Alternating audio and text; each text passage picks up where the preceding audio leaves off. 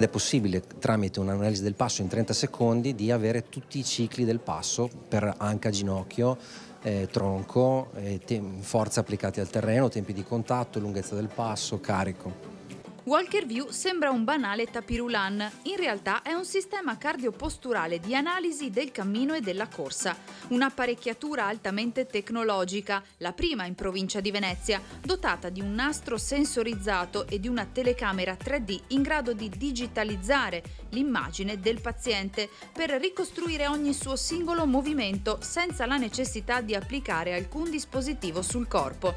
Questo sistema all'avanguardia è ora a disposizione dell'ULSS 3 Serenissima presso il reparto di medicina fisica e riabilitativa dell'ospedale All'Angelo.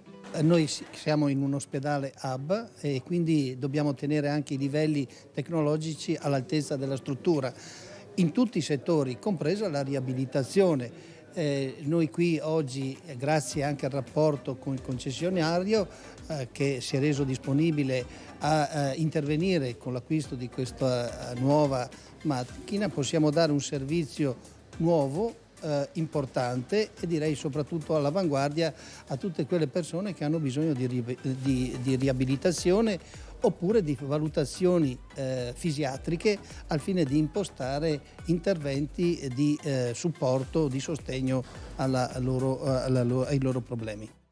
Un'ampia gamma di pazienti potranno usufruire di questo prezioso dispositivo che in pochi secondi riesce a elaborare dati fondamentali pre- e post-intervento chirurgico e per capire che trattamento eseguire. Poi dopo con lo stesso tipo di dispositivo possiamo, con l'intervento del fisioterapista preparato, e ne abbiamo tanti per fortuna, riusciamo a correggere e a dare un feedback diretto per il paziente per cercare di correggere gli eventuali errori che fa durante il cammino. Il nuovo dispositivo del costo di 80.000 euro è una donazione di Veneta Sanitaria Finanza di Progetto, ente concessionario che gestisce alcuni servizi all'ospedale All'Angelo. Questa volta abbiamo dedicato questo tipo di intervento qui, probabilmente lo faremo ancora nel futuro e voglio immaginare che questo sia solo la dimostrazione che un rapporto fra pubblico e privato che ogni tanto viene definito male da qualcuno perché, non lo so, lo digerisce in maniera particolare, invece è un rapporto sano e che può creare degli ambiti di maggior qualità soprattutto per l'utenza. Una realtà che non è più una fantascienza.